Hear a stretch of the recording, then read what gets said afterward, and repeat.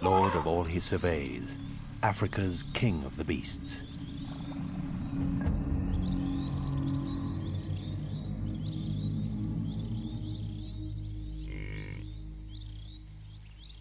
A study in strength, a supercharged hunting beast, the most symbolic ever, commanding beauty and steely-eyed power.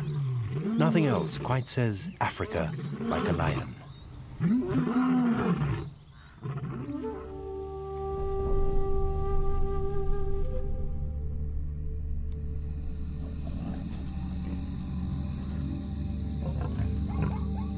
The lion has long been called king of the beasts, but there was a time when other animals disputed his right to rule. The antelope claimed they should, as they were swift as the wind. The elephant trumpeted his challenge, saying, "I am wisest and stronger than you. I can crush you underfoot." The baboon too demanded to be king. His agility and cunning gave him the right, he said. And yet another, the eagle, staked his claim because he had the power of flight.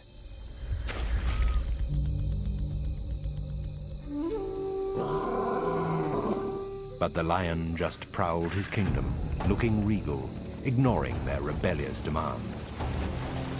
And the antelope fled before him. The elephant became nervous and retreated. The baboon shot up the nearest tree. And the eagle soared far out of reach. None could challenge the lion's supremacy. He knew it was just words. Not one had the courage to be king.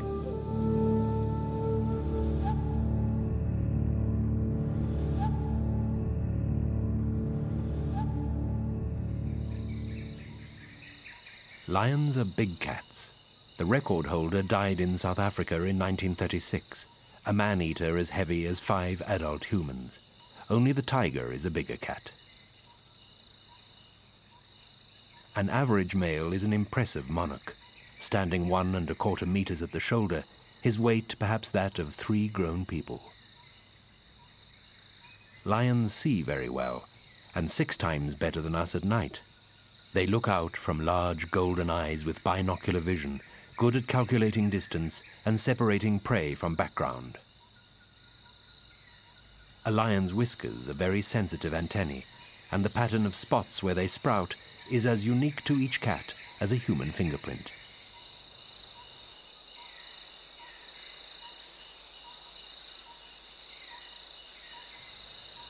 A lion is a study in controlled power. Everything about it says strength. From fangs cleaned with the toothbrush of the hide and bone it gnaws, to short jaws capable of a crushing bite. Africa's top carnivore has immensely powerful neck and jaws. Its real strength lies there and in its forequarters, enabling it to drag dead weights much heavier than itself.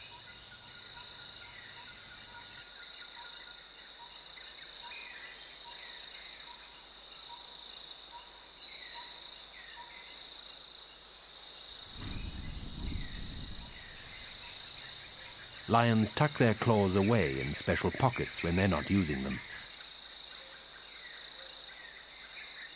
These spring-loaded switchblades need to be sheathed to save wear and tear, especially when padding round their kingdom.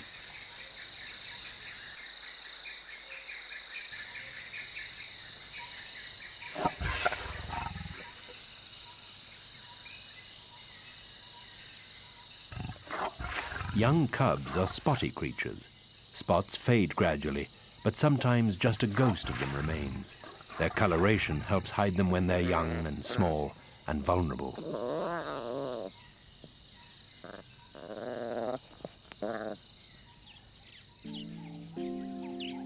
Just very rarely, a white lion is born. It's not an albino, but a lion with a faulty gene, so it lacks the usual color in its hair shafts. it may have had white or tawny parents. This ethereal-looking animal has yellow eyes and a black nose, not albino pink. The great hallmark of a male is his mane. Testosterone controls the growth of this magnificent ruff, which advertises his status and protects his neck. But it's a nuisance in bushy country. Stress can make a lion lose handfuls of mane, but this one's having a bad hair day for a different reason. It's not a he, it's a she, a female overdosed with testosterone.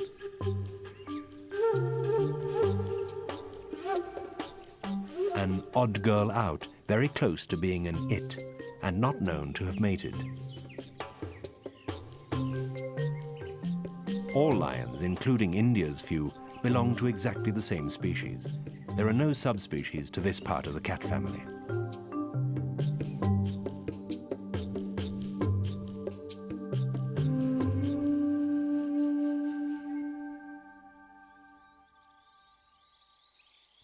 A pride of lions is so familiar, it's easy to forget it's something very special, because lions are the only cats that live in a group, and it's the key to their success.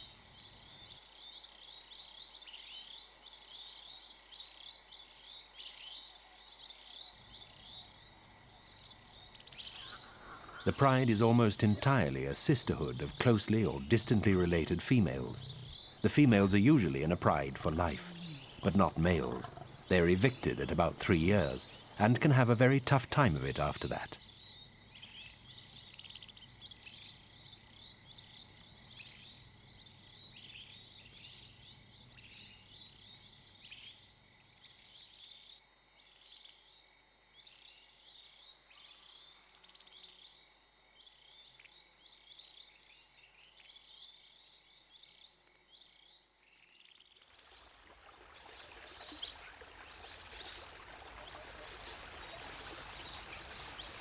The only full-grown males tolerated around the pride are the temporary reigning monarchs.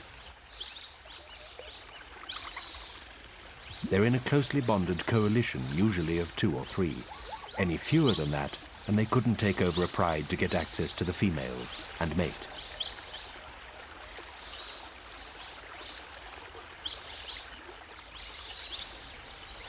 The males are kept on their toes when the females are on heat.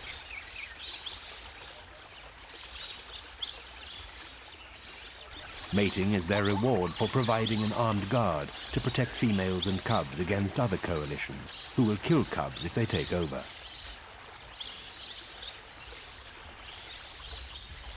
Once a male has laid claim to a female, his allies usually keep a respectful distance, but not always.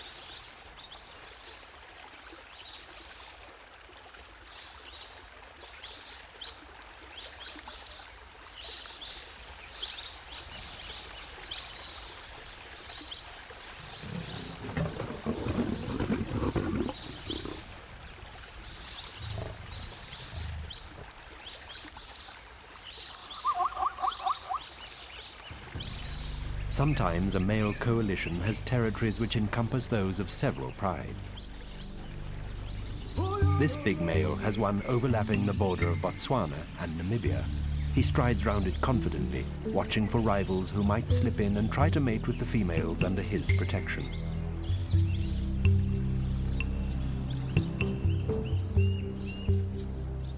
He checks the air for those telltale female scents, the ones that say they're on heat.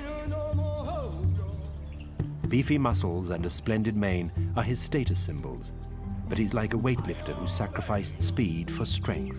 He's slower off the mark than the sleek females he seeks to impress.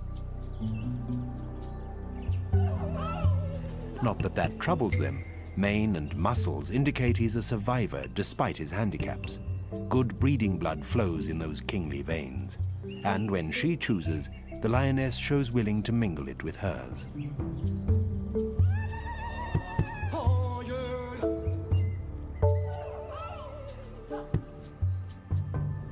And the male dutifully picks up his cue.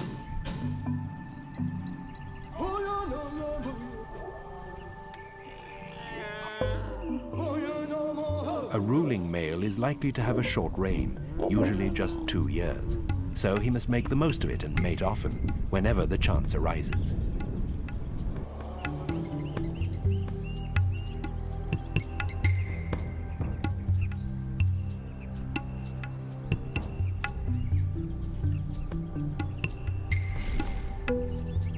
For about 6 days, he sticks to her like glue, and throughout the day, every 20 minutes or so between rests, they mate.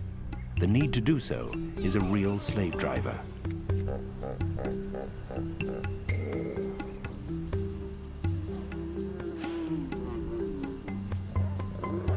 Even at nightfall, there's no let-up.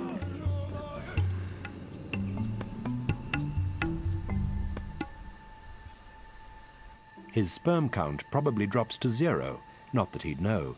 He won't quit until she's out of estrus and stops soliciting. There's no other way to try and make sure her cubs are his. A female is pregnant 3.5 months, longer than any other cat.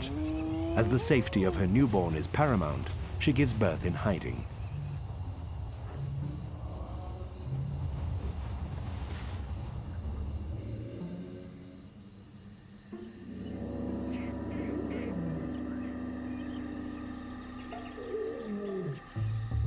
She moves her cubs from den to den for their first 6 weeks, and only leaves to hunt and eat.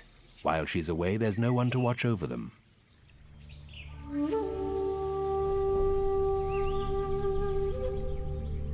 Her bundles of fluff are now old enough to join the pride, where there's not just mum to keep an eye on them. In a close unit like the pride, lionesses look after each other's cubs, attention seekers that need discipline.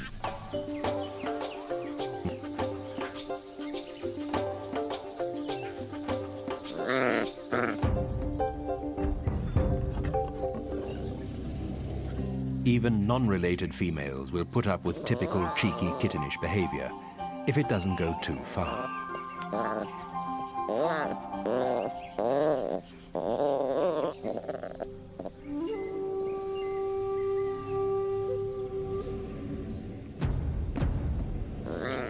So close is the pride bond that females with cubs the same age happily pool their resources. They play and groom and suckle across the board. It's a real working commune with plenty of childminders.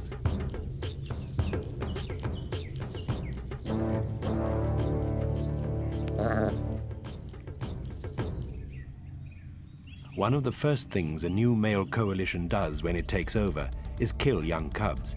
This is not cruelty nor viciousness, but a simple, overwhelming need to breed. With no young to rear, the females will mate again. Both have the same drive to pass on their genes. So a pride may have several litters the same age, all with perhaps one shared parent. And their bond leads the females to share cub care, even down to suckling.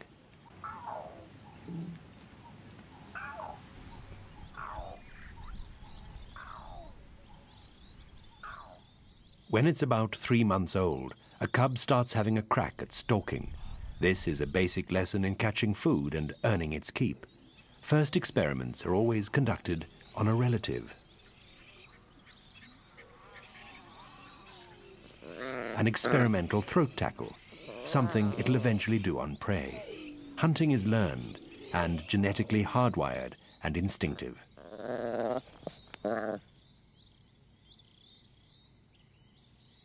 It's never too soon to find out why bark grows on trees, to keep a lion's claws sharp. But at this age, on a milk diet, toothpicks are unnecessary.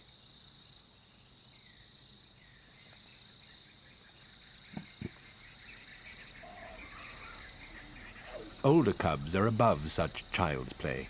They're into learning how to knock down prey, only not the real thing just yet.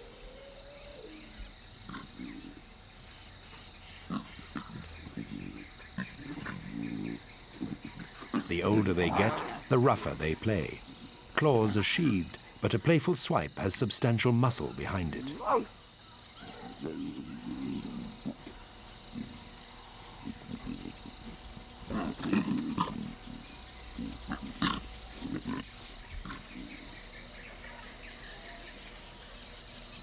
It's a little early, though, to try out some lessons. Growing up in this society is all about learning how to survive, and that revolves around food.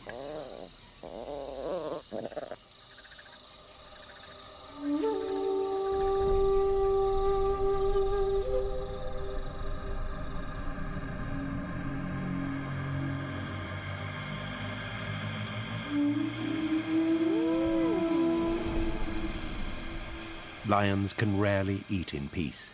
The smell of death quickly attracts scavengers. A large kill provides plenty of scraps, which a black-backed jackal snatches, if it dares.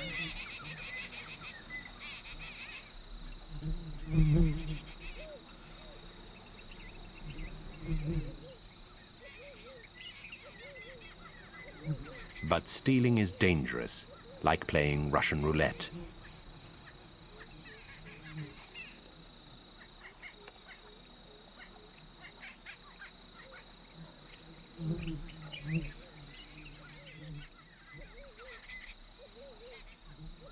Scrounging off a big cat may be nerve-wracking, but it can be the way to survive, and jackals are very good at that.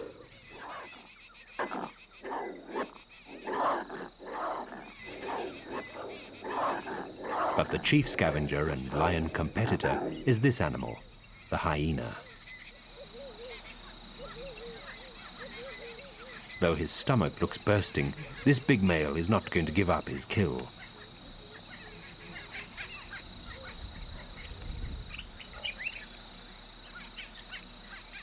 A large enough hyena pack can drive lions from their kill, but in this case, the male has backup.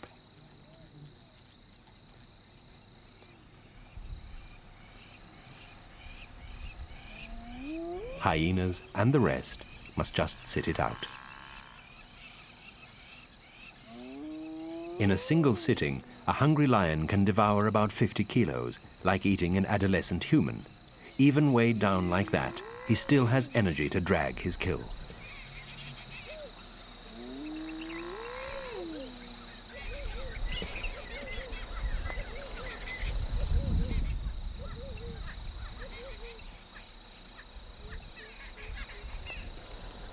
Just half a dead buffalo must easily weigh as much as he does.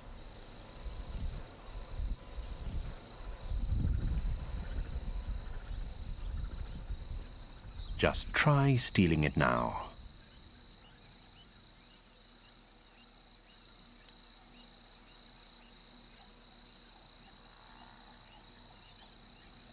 A group of lions can naturally defend a kill better than one, and that's another big advantage of their unique social lifestyle.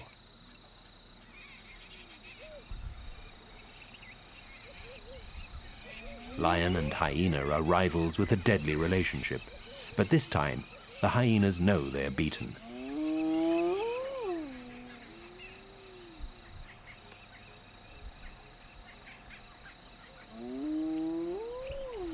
The lush green heart of the Kalahari is the Okavango, a place of many herbivores.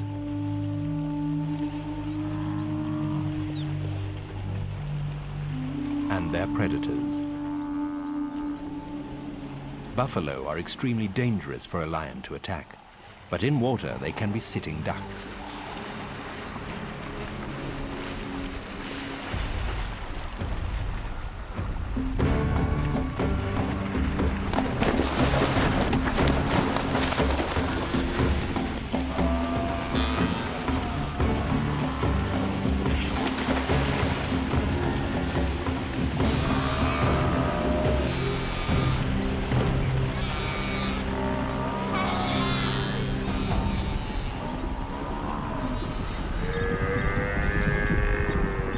Lions kill by suffocating.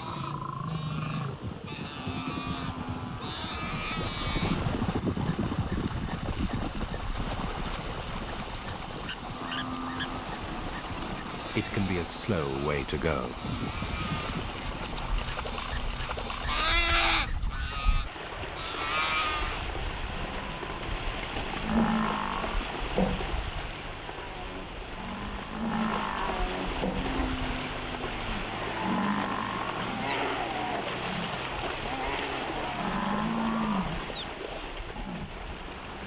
Now here comes the rest of the family.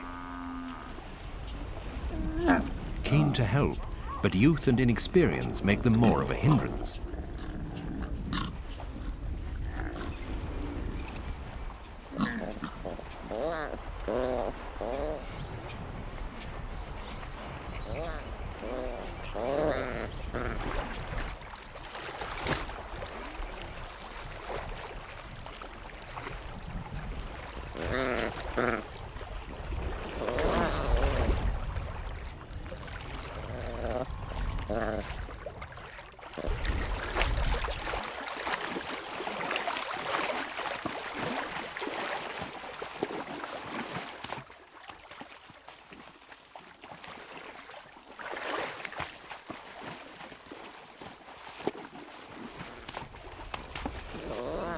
The lions won't eat the buffalo calf here.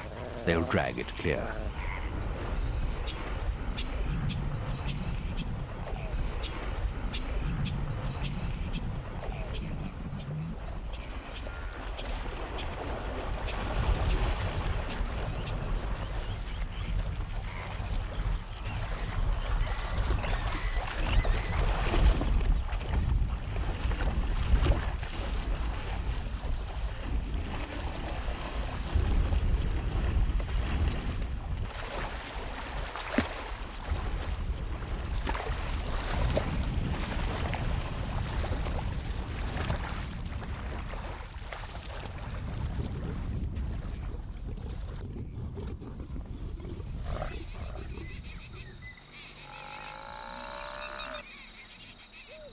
The pride gathers round. The cubs are still hesitant and awkward, but they'll quickly learn what to do by copying their elders.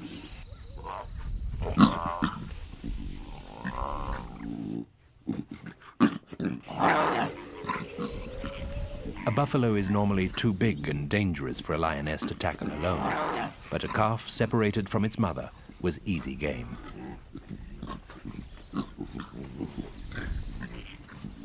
Mealtimes have a pecking order. Normally, adults feed first. Today, they stand back and allow the cubs to.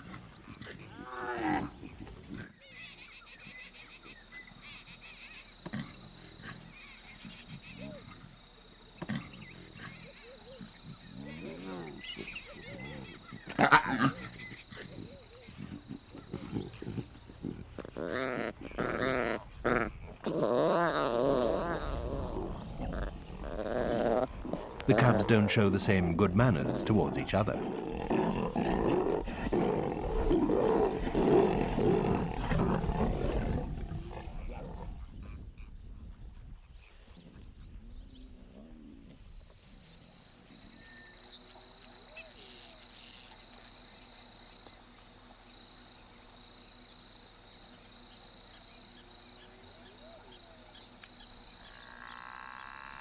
The bigger a kill, the more food. Group living means there are more lions to make big kills, but some prey animals are small, and this one, the warthog, provides lions with many a meal.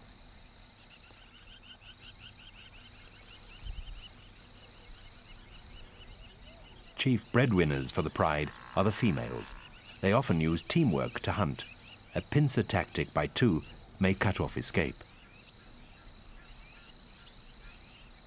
Warthogs don't see very well, and they frequently trot right into a pride without even noticing, until it's too late.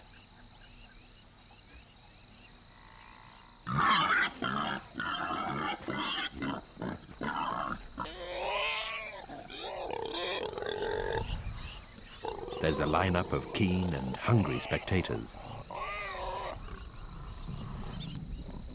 There won't be much to go round, but they all move in.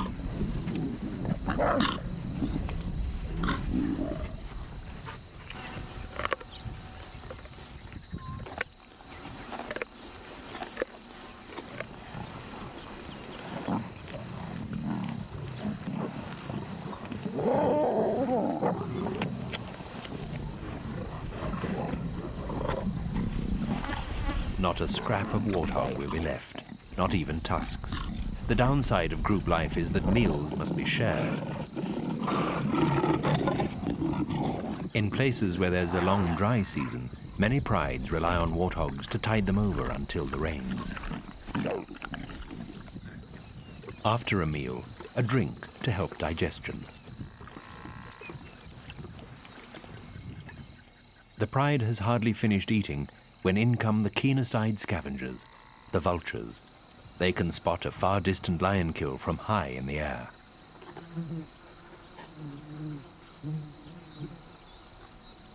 Some diners are still at it, but the vultures will head the food queue.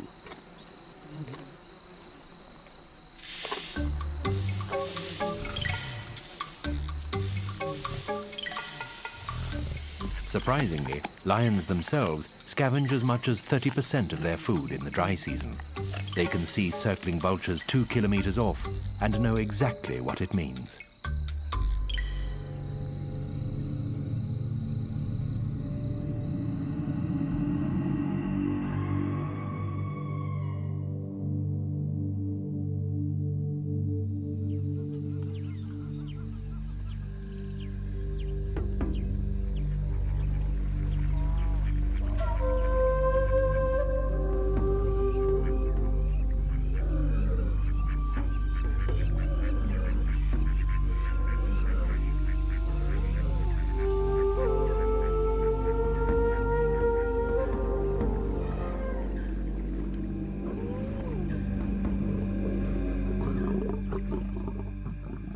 A lion's usual home is the savanna.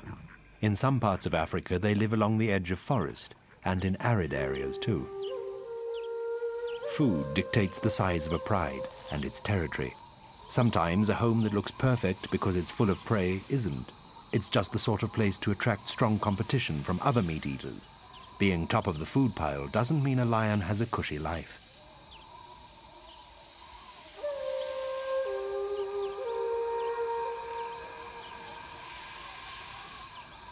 If prey is thin on the ground, a pride may need a territory bigger than Paris. But in really good habitat, something only like a small town. Where the grass is greener, the hunting's easier.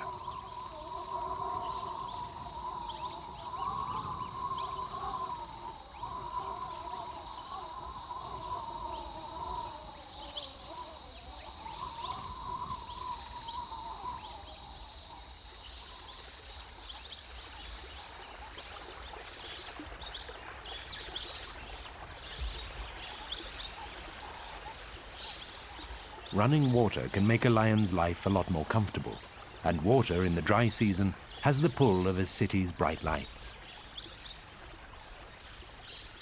Lions can't resist them, because water holes are where the prey is, and because lions need water, like everyone else.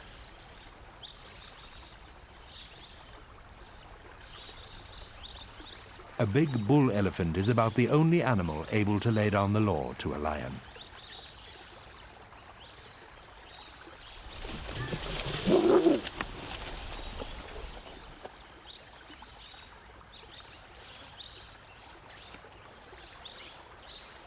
"1-0 to the elephant.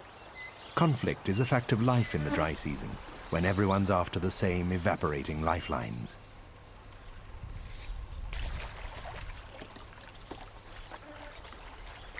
Hot and thirsty lions just have to sit and swelter.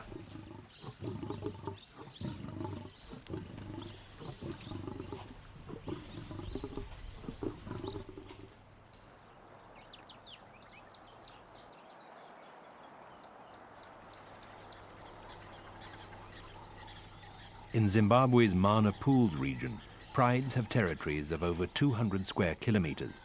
It sounds a lot, but it isn't.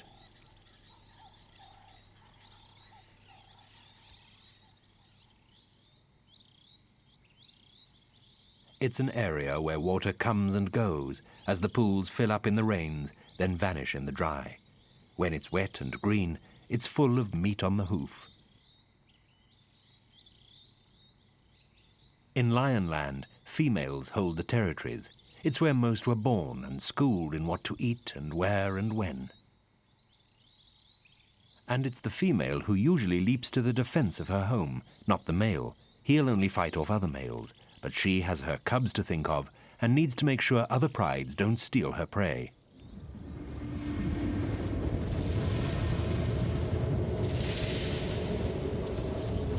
The dry season in the Okavango, harsh and stressful.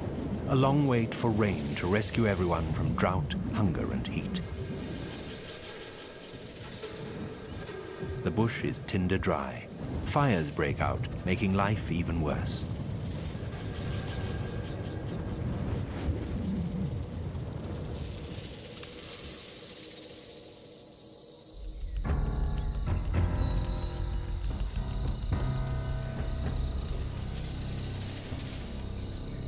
For most, it's a hard slog to find food and water in a landscape brittle with drought.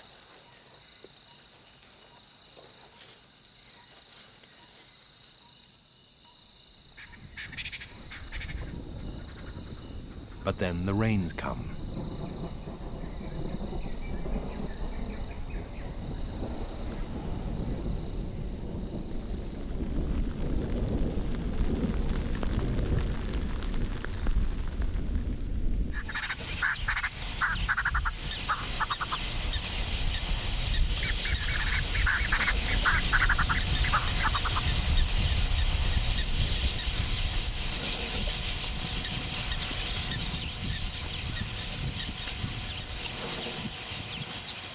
The lions are still doing what lions do best, relaxing.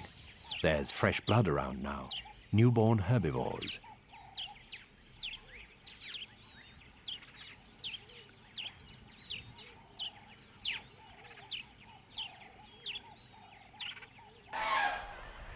The Okavango's vast flat delta flows strongly again, its intricate maze of waterways fully topped up.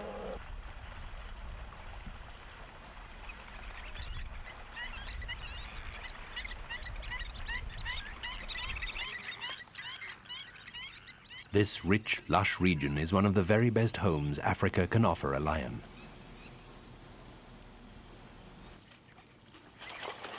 And the proof is that here small territories provide a living to large prides because they have so much to eat.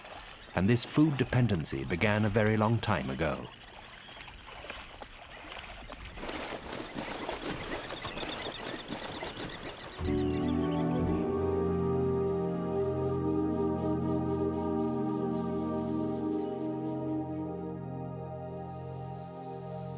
Just under 40 million years ago, the first cat-like creatures rolled off the production line.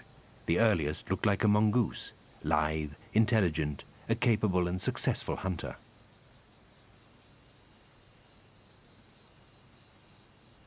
This was a time of global cooling.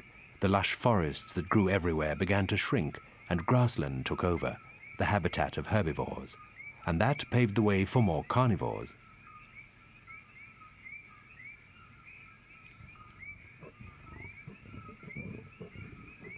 Pseudolyrus followed on from the mongoose-like first cat ancestor. It evolved in Africa and was as big as a leopard and as good a tree climber. Only 8 million years ago, the modern cat family, the Felidae, made their appearance. The first of these cats was no bigger than a domestic cat, but probably behaved like an African wildcat. This early species did well, fed by a population explosion of rats and mice. And from those first felids of 8 million years ago came all of today's wildcats, including lions.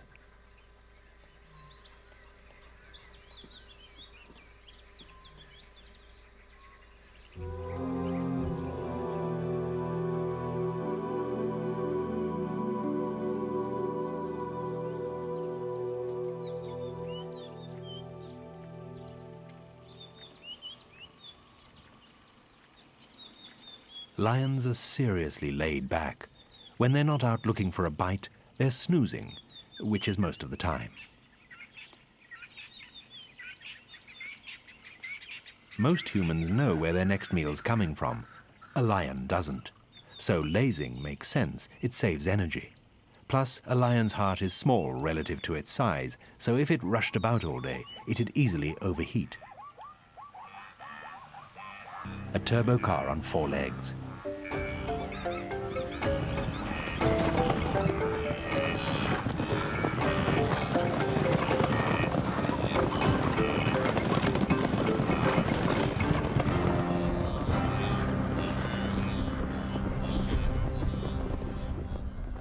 But something went wrong. and it often does. 4 out of 5 lion chasers fail. A successful hunt is not just skill, it's luck.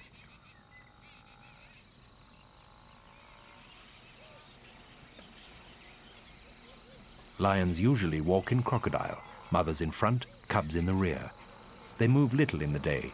Dawn, dusk, and night are their active times when it's cooler, and keen night vision tilts the hunting odds in their favor. Often they follow herds of buffalo.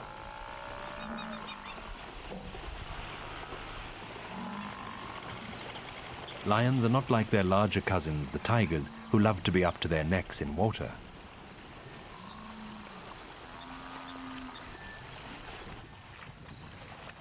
But in some parts of Africa, the reputedly water-shy lion swims regularly. If it lives in Botswana's Okavango, it hasn't much choice. Getting wet is part of life if rivers run through its territory.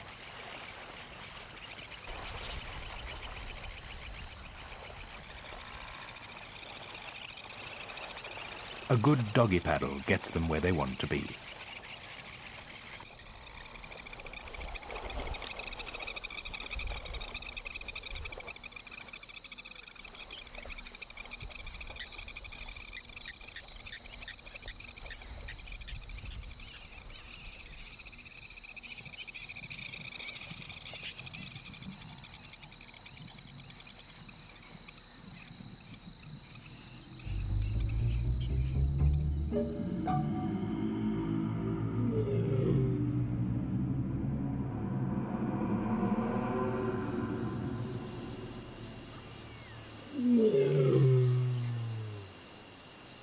The most chilling sound in all Africa, a lion's roar.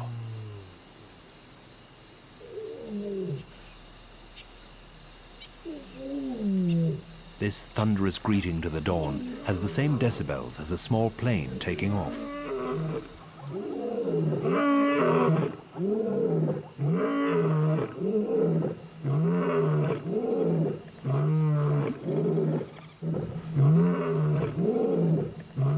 At night, in good conditions, a roar can carry nearly 4 kilometers.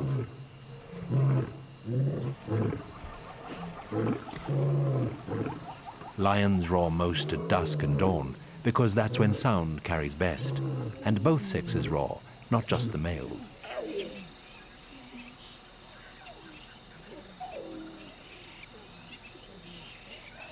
A roar can be an invisible barbed wire fence to demarcate a territory and warn off intruders.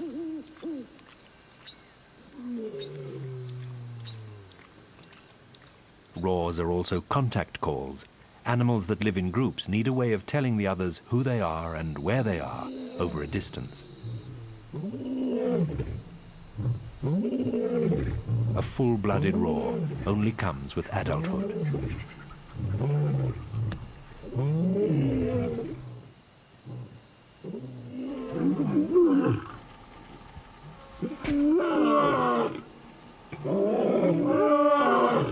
To make a warning more fearsome, lions often roar in chorus.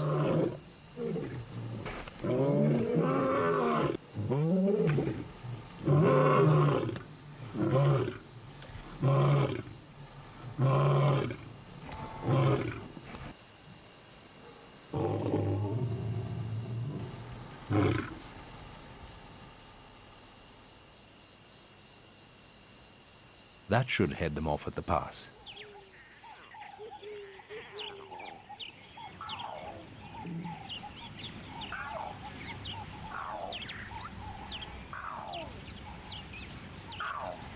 A cub's calls are hardly earth-shattering, like boys with voices breaking.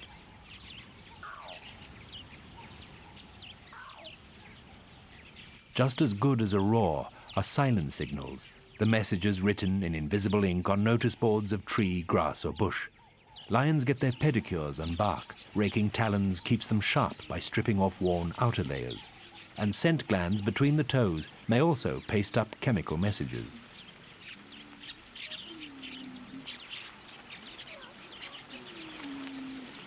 Males are particularly keen to check who's been by and superimpose their own mark.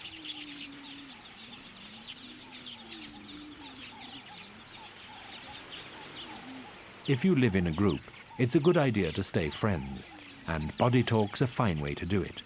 Close physical contact achieves the same end in lion society as in human.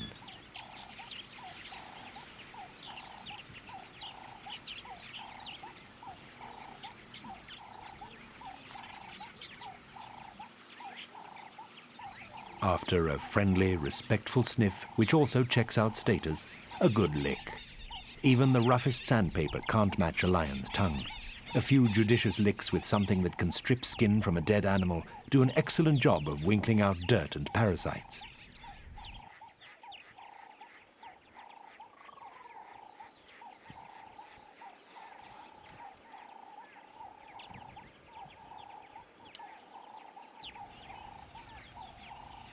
And licking is part of the glue that binds the group.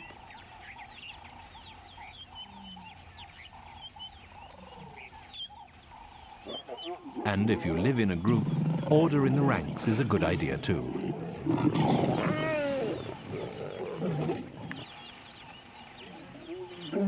This female is irritated, but she bows to superior muscle power.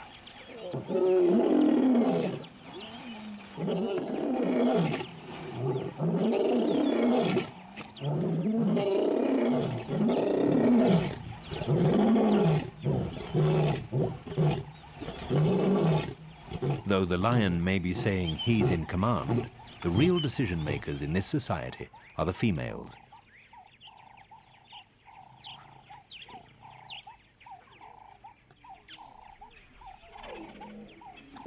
Young lions are great at body talk.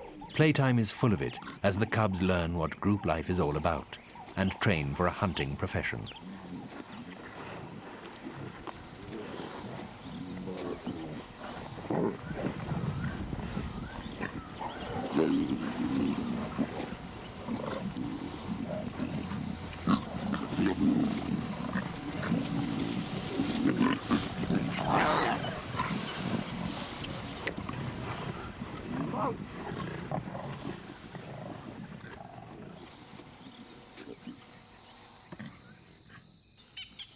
Some of the key notices in lion language are pinned up by females on heat. These are pungent invitations written in urine, which the pride's resident males read with great interest. A female litters her trail with them.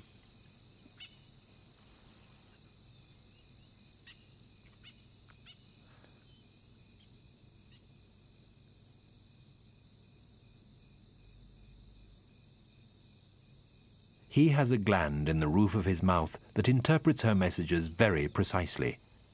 Grimacing like this, he gives the gland maximum exposure to increased estrogen in the female's urine. Scent molecules of it hang in the air and lie on the grass.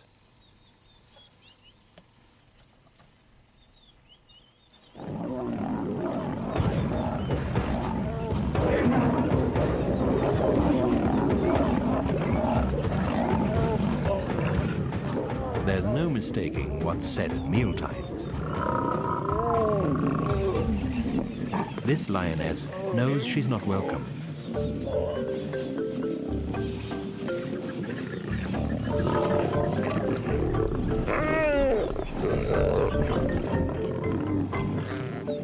Sometimes a kill gets them so excited, the lions paw the ground round it in a misplaced scent marking activity. Lion talk can be powerful stuff, and when they let rip, everyone sits up and takes notice.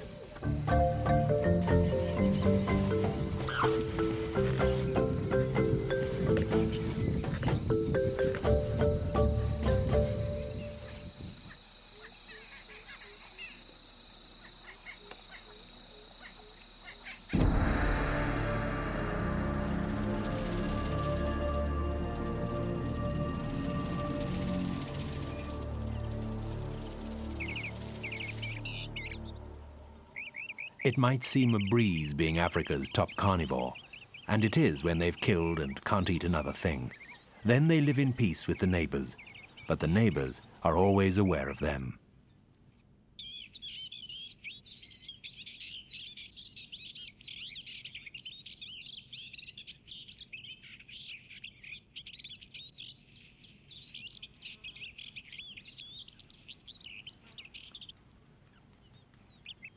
The bustard needn't fear, This lion's just taking a walk. A lion's prey can tell the difference between a lion lazing and a lion giving the menu a look over.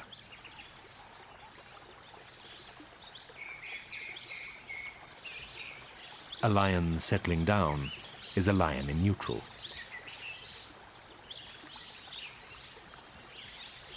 A giraffe can drink without fear. No lion's going to jump it now it's midday and too hot to move. They're all sleeping it off.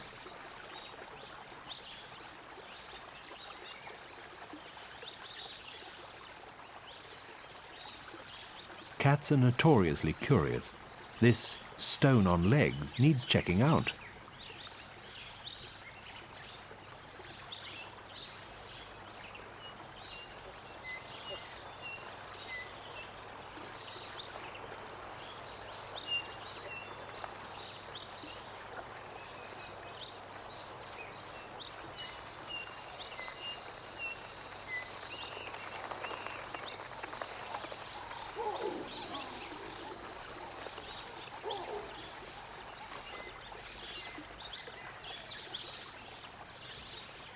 Is it playing with the tortoise or looking for a snack? Could be either. Lions have few enemies, mostly disease, each other, and people. Snares and traps kill lions, even if not meant to, yet they may recover from appalling wounds.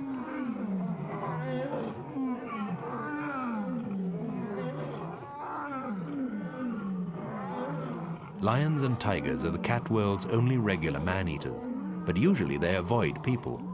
Very wise in respect of East Africa's Maasai tribe. Their ultimate test of manhood and bravery was to kill a lion, just with a spear. But this ancient rite of passage no longer exists. Since the 1970s, Kenya has protected its lions.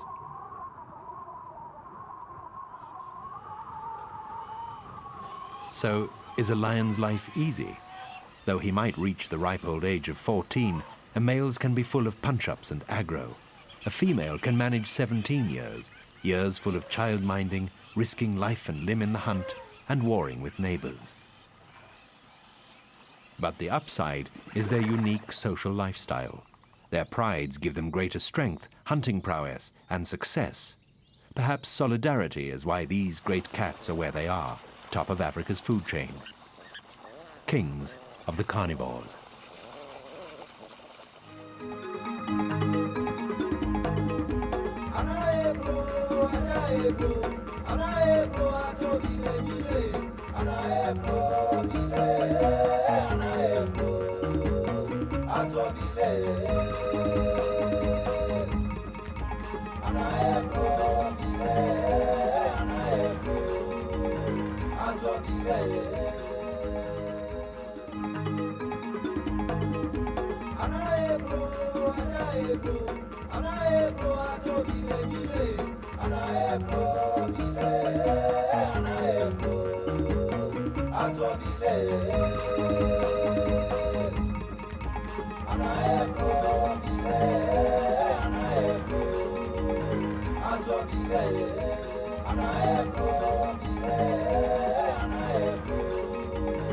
Azobile,